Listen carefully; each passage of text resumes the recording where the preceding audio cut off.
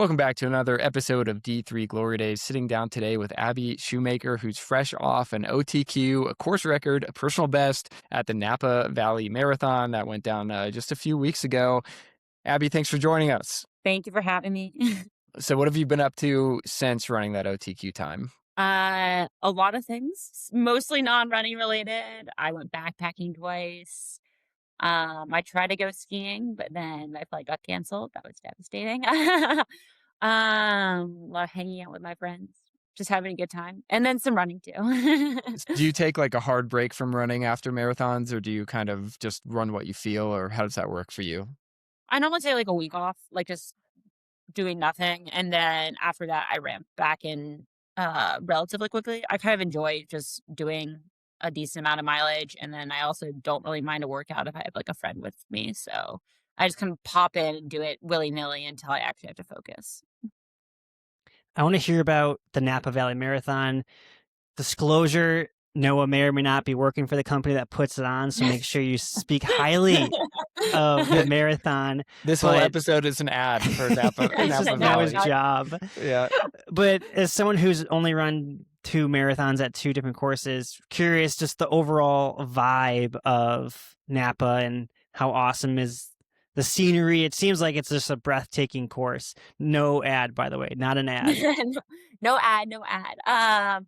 No, it was a cool marathon. I think it was kind of random that I felt like I found it. I had a friend who just missed running a sub 3 and was looking for fast courses, and she was kind of hoping to be living in SF at that time, but she ended up not taking the job she was given. But she, using those parameters of fast courses in the Bay Area, found the Napa Valley Marathon and suggested it to me and then another friend of mine from college.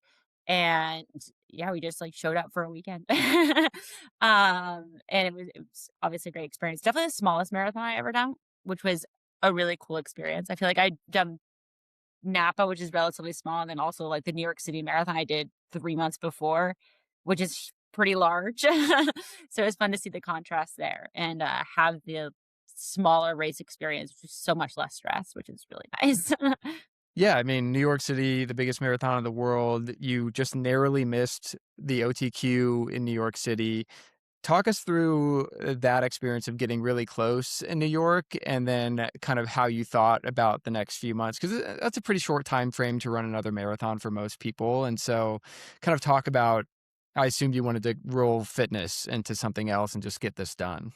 Yeah. I think I definitely surprised myself a lot in New York. I kind of knew I was going to go out at OTQ pace because I was in the back end of the elite field. Generally, NYR does a pretty good job of good job because it benefits me, but they'll put a lot of their top local runners in their elite fields, which is really cool and a wonderful experience. But it does mean you get the experience of running alone with not that many people.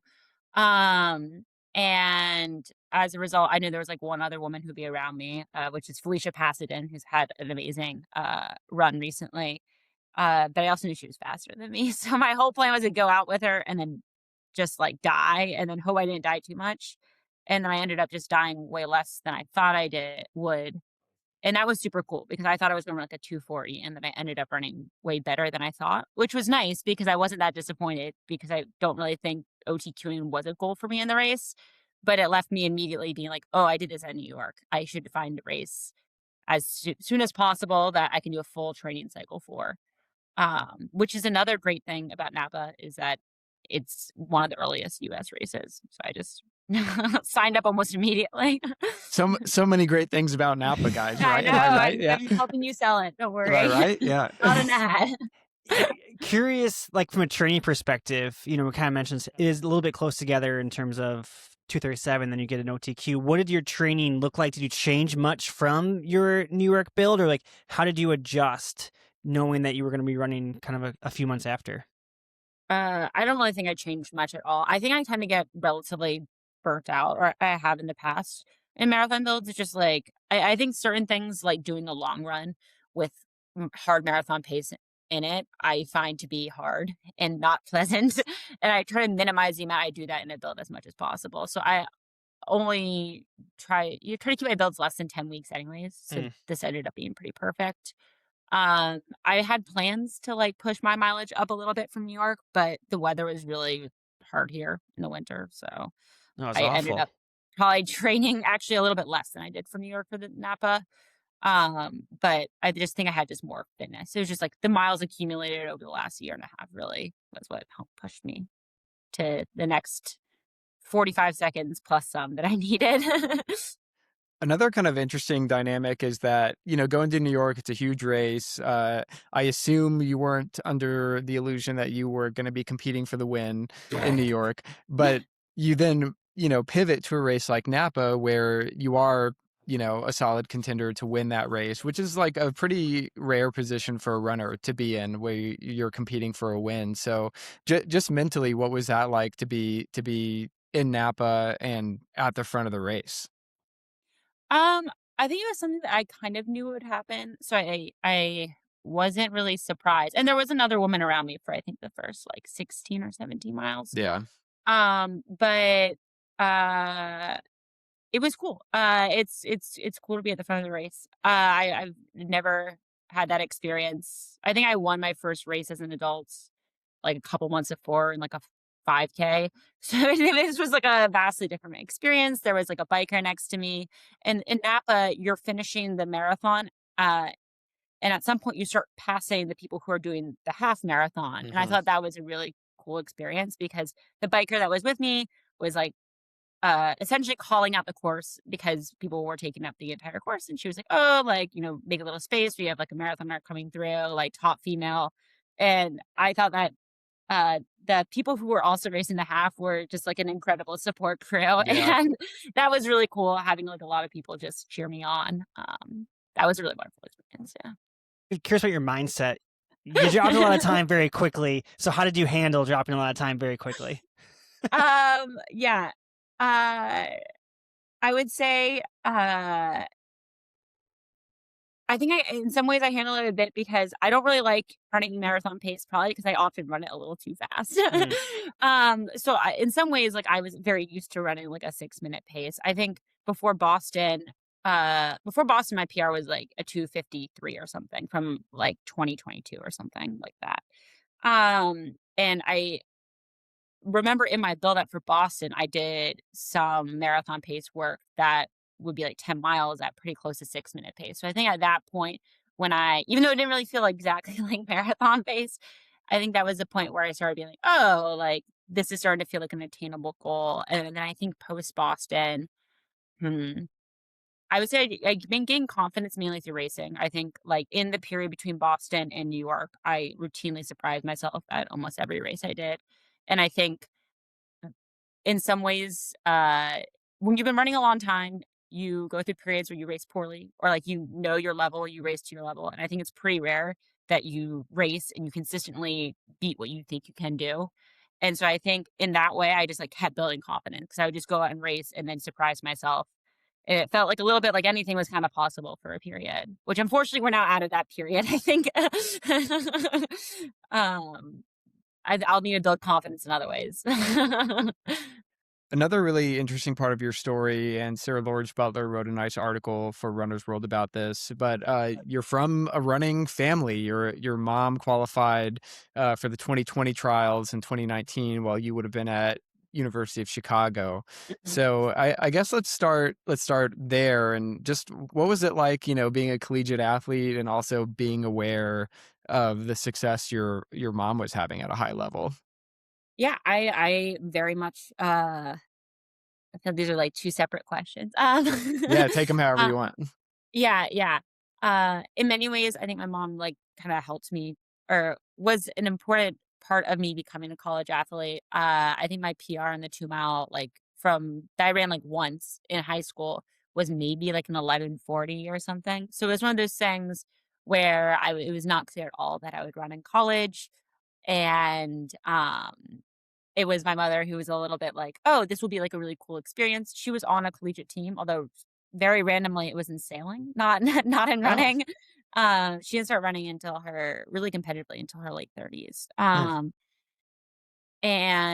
But her being like, "Oh, you should do it. You'll have a great time. This will be, like, a good thing for your college experience," really was a thing that helped push me to actually run in college and wanted to join the team.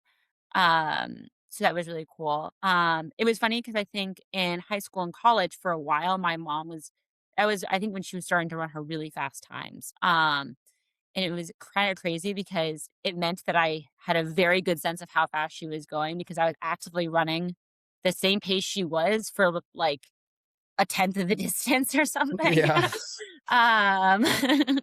Yeah, I think like her marathon pace was, like, not much slower than my, 10K pace for a while in college, and I think that really gave me a lot of, respect for her as a runner.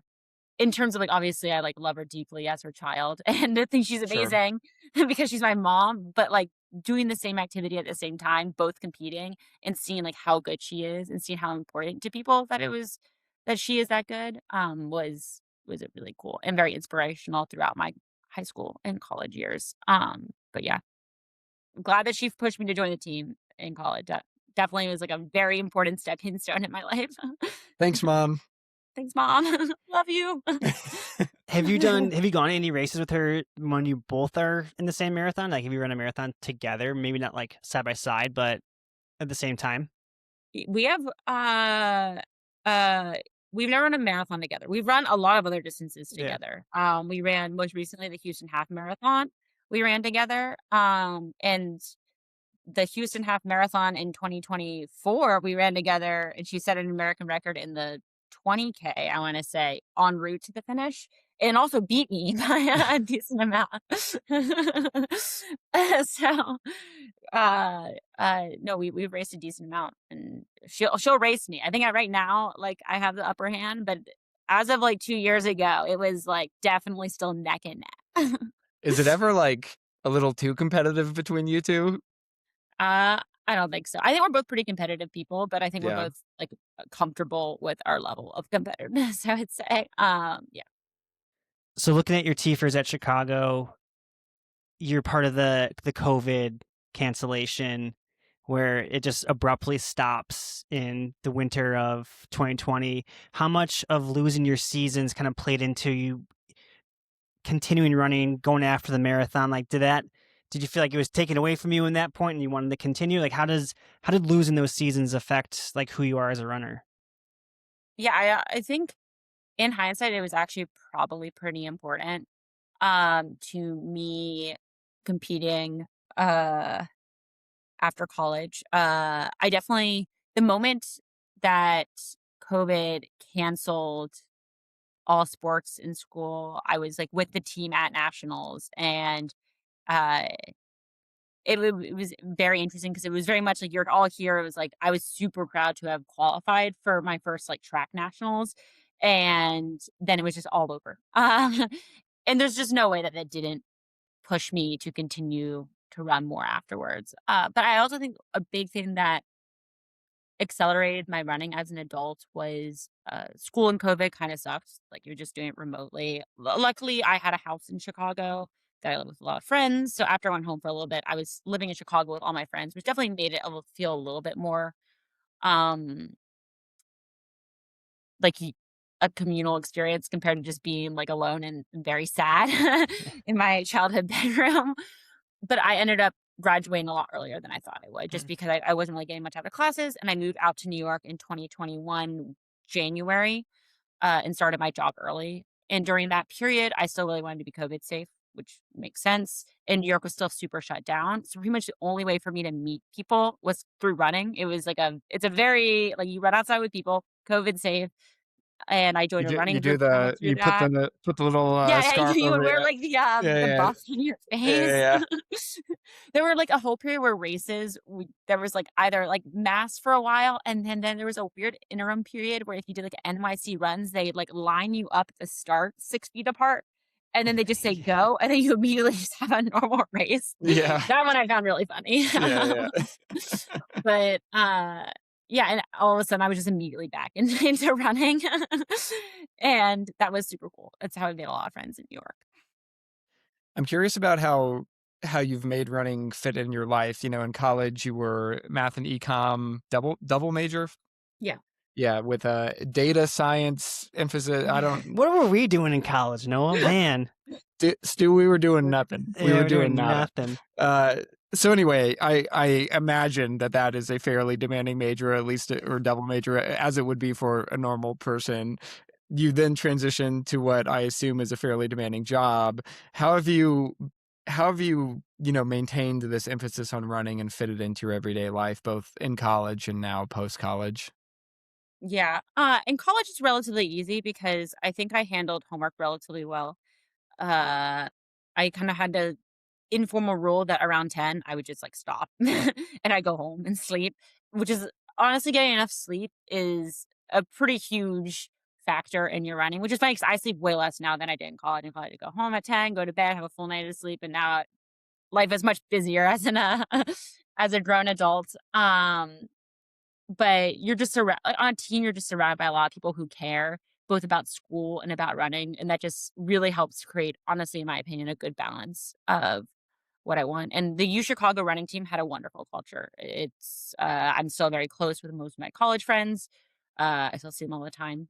A lot of them still run very competitively. Hmm. So all love for that. And then as an adult, I think for a while I didn't really balance it that well, and I focus a lot on other things, mainly like work and then social life. Yeah. Um, and then I think it was about like a little over a year ago, I kind of discovered that you can just run to places and then you just get there and you're like a little sweaty and stinky, but like it's fine. No one Yeah, really cares. Like I think I got over the everybody's a little sweaty and stinky. yeah, I mean, everyone's a little yeah. sweaty and sticky, it's fine.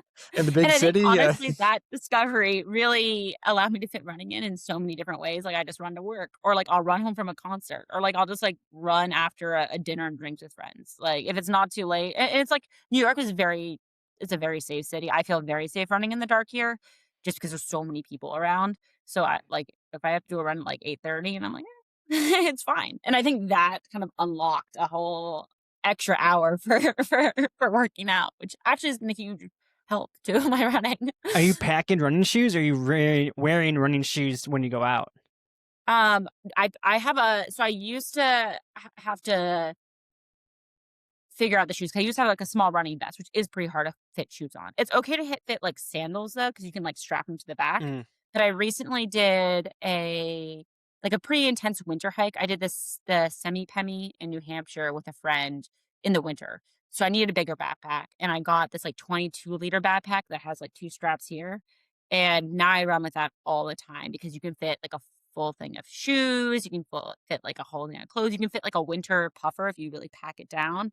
Um, So you're like we rocking at the same time. Like, isn't that?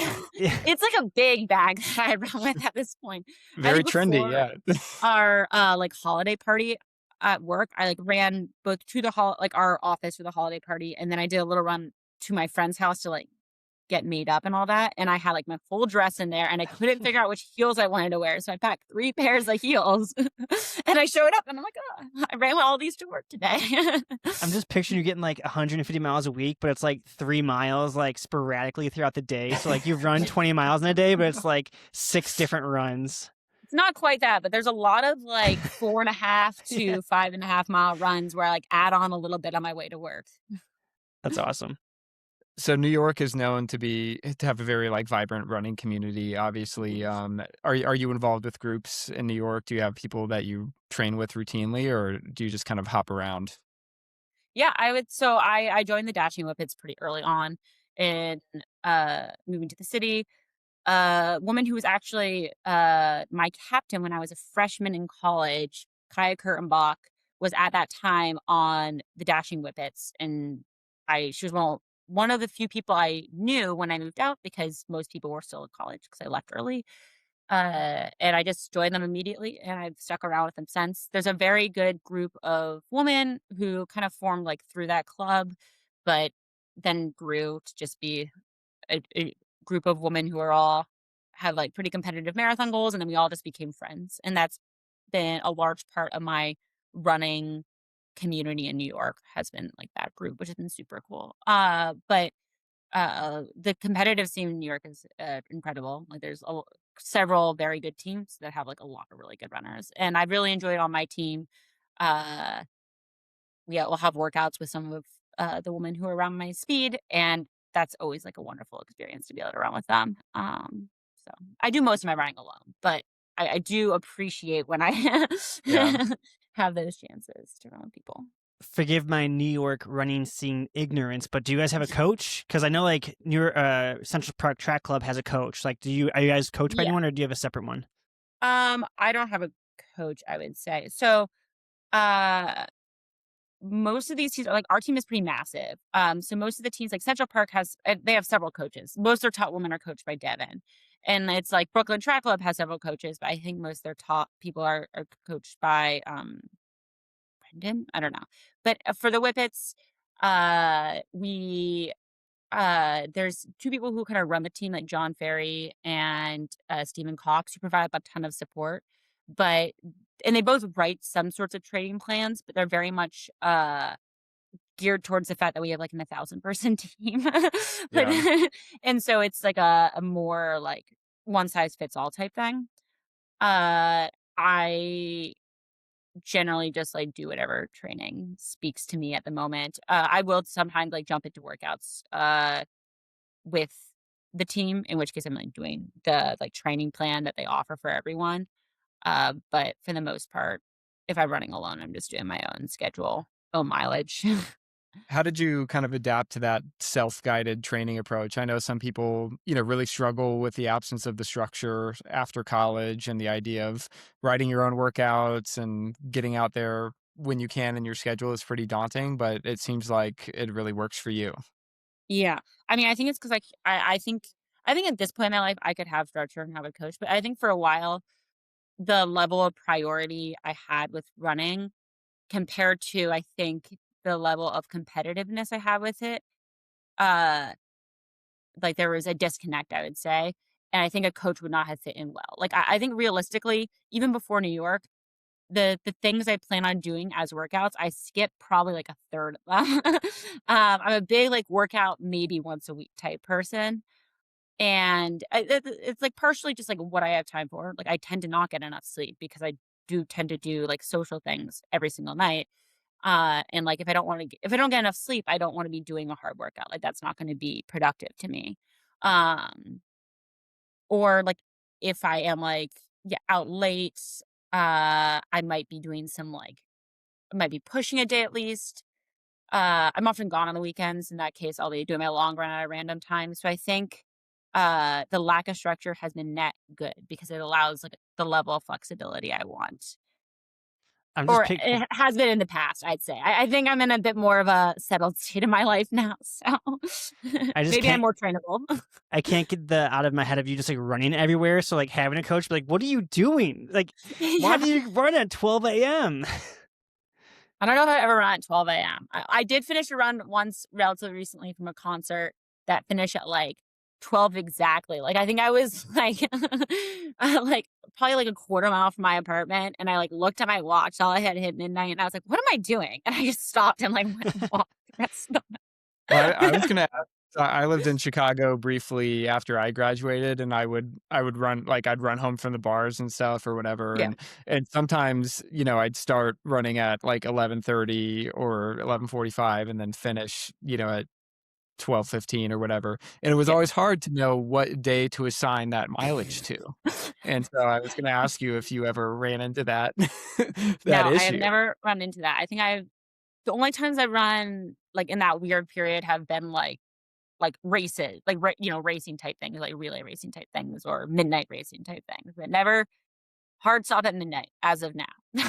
I think Maybe if at you some point there'll be a change. But if you run on either side of midnight, I think you have to split the at midnight, whatever yeah, you mileage you run split in after half that, to one day, half yeah. yeah, Oh, yeah, like, goes to the next day. proportional to the time. Exactly. Yeah, you gotta I be think that's strict about correct. that. Yeah. Well, I want to ask I'll have a leading question and then a follow up. My leading question is you've obviously lived and ran in Chicago for a few Mhm. years and now you get to do New York. I have lived and run in Chicago. What do you prefer, Chicago or New York?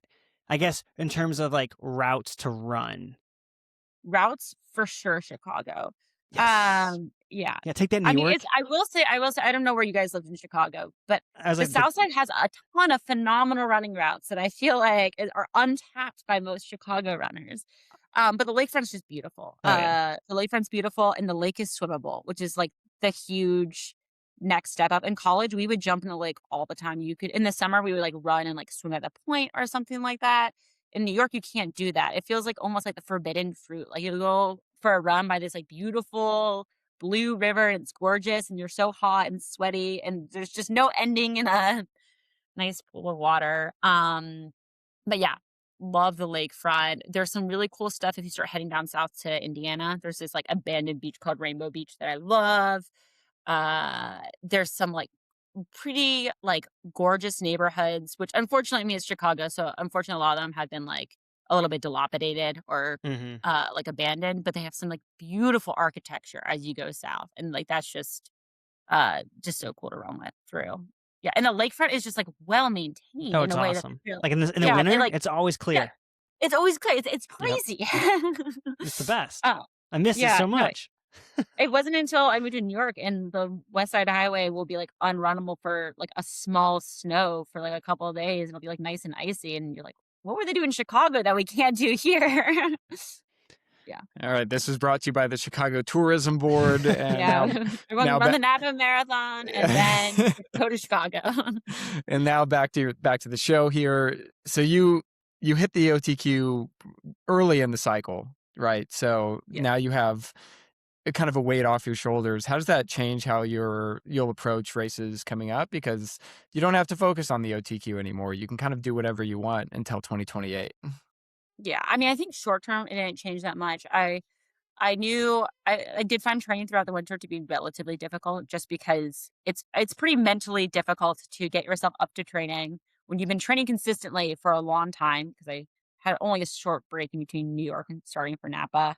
And also the weather sucks. And that's pretty difficult to motivate when it's like cold and snowy. You can't that's a big thing is in college, you had, like, a great access to an indoor track, and, like, also workouts were supposed to fit an indoor track, and I think for a marathon, unfortunately, that's not the case, like, you've gotta do, like, tons of miles at marathon pace or at half marathon pace, and you can either do that on the roads, which are probably not clear, often are super windy, and you might not get the quality effort you need, or even on the treadmill, which stinks. And those are your only 2 options. So I felt like I was kinda burnt out going into Napa. So I already had this plan where I was gonna just, like, do whatever I want for, like, 6 months or something. I've already signed up for Valencia. I might just do it for fun now. We'll see what I'd end up doing. But, uh, yeah, so I think through the summer, I love, like, backpacking and hiking. So I was always planning on doing a lot of that this summer, and then by when September was ending, then I was gonna be like, "Okay, if I hadn't qualified, then October, November, like, prepare for Valencia, go for the OTQ there." But now, I don't know. I think I have no training goals I didn't at this point. Um, yeah, I think I still have a plan of 6 months of no goals. My roommates do a goal setting session, and my goal set was no goals for the next, like, period.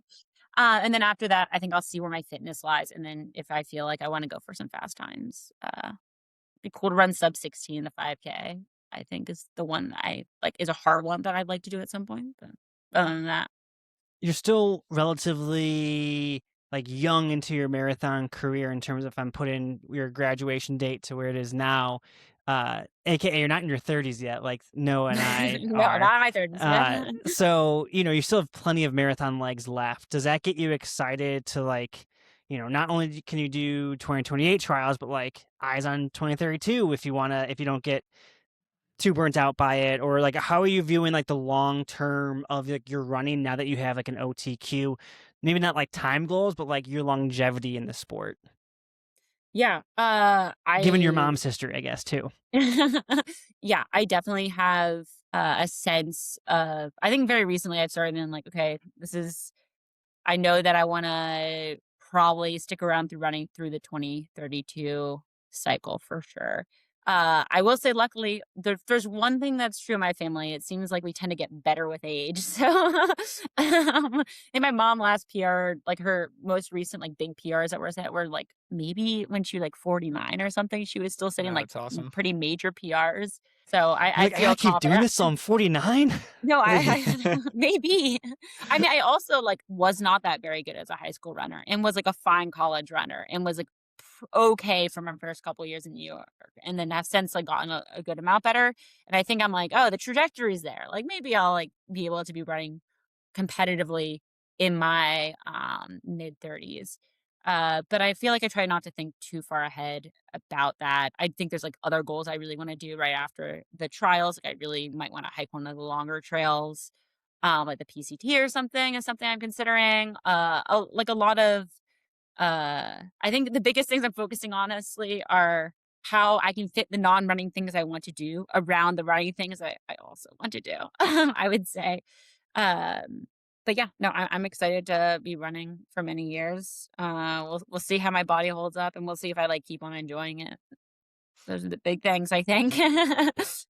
Well, I hiked the JMT, which is Oh yeah, yeah, yeah. It's a as section you of the know, PC. is a Yeah, over small the section of the PRs. PCT. Yeah, and then I ran pretty well after that, so it's possible. I've run quite well off of backpacking. In fact, I think before Boston, I did like the entire Shenandoah section of the AT, which is like 100 miles, like 2 weeks before I ran Boston. I think right before I started majorly PRing a lot of my races, I did this whole stretch over the summer where I did the first 100 miles of the Colorado Trail and then like a section through Utah with one of my running friends, and then all of a sudden I just PR'd and everything. So I think there's like a little strategy in it. I haven't figured it out yet. I don't know the mechanism, but I think you get really strong just, yeah, hiking with the pack on all day. yeah. Yeah, it's cross training, I guess. I think it's frustrating.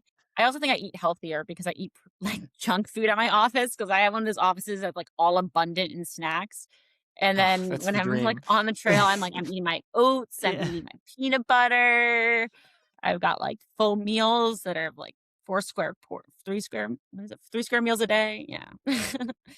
I always love it when someone else runs the Boston Marathon because then I can relate to them, and we can also make fun of Noah for never running the Boston Marathon. I'm not sure he even has a BQ, to be honest. Not Not sure if, recently. yeah, not recently. But tell me about your first Boston Marathon experience. What did you think? Do you want to go back? Did it live up to the hype? Yeah. So this one actually was my second Boston Marathon experience. So I've run a lot of marathons in my first half of my 20s. I think like this Boston was my seventh marathon Oh, wow. overall. Yeah, yeah. I had a whole period where I was running a lot of 258s and like training too. Just wasn't, I thought I was training quite hard. My first Boston I ran in 2022 and I ran what was my PR for like 3 years. I ran a 253 there and it was, I would say, one of the most painful experiences of my life. I think I ran like a 122, 131, Ooh. like half Yeah, split, been there. Yeah. and walked up a lot of the hills, and then cried afterwards. And I was very overwhelmed. And I think this Boston, by comparison, was a lot better. It's like such a cool experience. I watched my mom run it several times when I was like in middle school and high school. So I'd been there before. I have several really close friends that live there, and it's just so cool watching the city get flooded by runners. Boston's a small town, and when the Boston Marathon comes through, like you notice it. Like there's just like people all around from everywhere, and it's just like an incredible atmosphere. And honestly, the start village, like the whole process that you do both for New York and Boston, you like take the bus out and then you're just sitting there for a while. I kind of love that experience because you have this whole period where you're like ramping up with a bunch of people who are really excited. And it just feels like there's like real energy to draw upon, which is really cool. But yeah, highly suggest Boston. It's America's marathon. Stu would like you to know that he's preparing for Boston here I'm in a running the couple Boston weeks. Marathon Yeah. in 11 days. That's very exciting. I'm ready to go. Yes. I haven't picked out my shoes yet, which I'm kind of nervous about that. Oh, it'll be But fun. I think I'm I locked in changed on my it. shoes, I think, the day before the Boston Marathon last year. Yeah, I'm a little nervous. I think I'm locked on the Pro 4s from Adidas, but I also have a pair of New Balances that I haven't tested yet. But Mhm. um, Which New Balances? SC Elites Okay. V5. I've got a version of those, I think, that Yeah. I haven't tried I yet. That I I might found them wear this. randomly on like 50% off on like Joe's New Balance Outlet.com or something. Yep. Legitimate site, I found out. So yeah, but yeah, I Well, don't have my shoes yet, but we'll figure it maybe out. maybe this New Balance shirt is a sign, Stu. Maybe Maybe this Yeah, I'll is what maybe you're test this it is looking out. for. the omen that you need. Well, Yeah. what's he wear in Napa? Pumas. I was Pumas. for a while. That was I bought the Pumas the day before the Boston Marathon. Like I had a friend who was in the Puma Sub 3 marathon program like last Boston. So we did this whole group run. He was like, I have to stop by the Puma place to pick up all my Puma stuff. So we stopped by and they Big had the flex. new Oh, shoes. I got to stop by and get all my free Yeah, he's stuff. like, I got Yeah. all my gear. Yeah. And I tried on the shoes and I was like, okay, I'm gonna wear these tomorrow. Well, do you like them? I love them, but I think there might be a little bit of bias because I started wearing them and then I did just PR in every single thing, which is not like the shoes are great, but there Causation are or other correlation? factors. Yeah, there's maybe some correlation, but mostly it's become like almost a bit of a lucky charm in some ways. Like that's a bit my superstition. But my team, the Whippets, we recently have gotten a New Balance partnership. So I Oh, actually have to start. Not have to, but well, maybe they'll tell me I have You to. get to. I'm supposed to race a New Balance now. Ad. the opportunity. Well, This podcast has just been one big ad. Just yeah, covering New Balance, all hit us it. up. We'll Yeah. Everything is an ad these days. Yeah. and- Well, as we kind of move towards wrapping up here, I'd love to hear a little bit about how your community reacted to you running the OTQ. You mentioned you're very close with a lot of your Chicago teammates. Obviously, you have some family history at the Olympic trials. Talk about kind of what was going on in your phone in the hours after the race. Were you getting a lot of congratulatory messages? Oh, yeah. Oh, for sure. I definitely was. It actually ended up being a little bit overwhelming because so pretty soon afterwards, I went for like a 2-day backpacking trip with one of my friends, who I love him very deeply, but he's very anti-phone. Like he does not believe in checking your phone, social media, like none of that. And the entire time, and he will like not check his phone at all. So his phone was just like So hidden you're like away. And we're sneaking spending it like out. 2 full days together. And the whole time not the whole time, but a lot of the time I was like, I really do want to just like sit and like actually like address all these messages that I've had. A lot of people reach out to me, which is really cool. I was like, I can't, like, he's like, Stan's gonna hate it. Yeah. No, it was really cool. I think I was very nervous going into, not nervous, but I found New York to be a pretty nerve-wracking experience to be like running a race. And because I was in the pro field, I felt like everyone knew that I was in the pro field. And I knew that everyone was watching and it did stress me out a decent amount. Which is funny because I normally don't experience stress really at all. So I feel like as a result, I'm like less equipped to handle it when I do get stressed.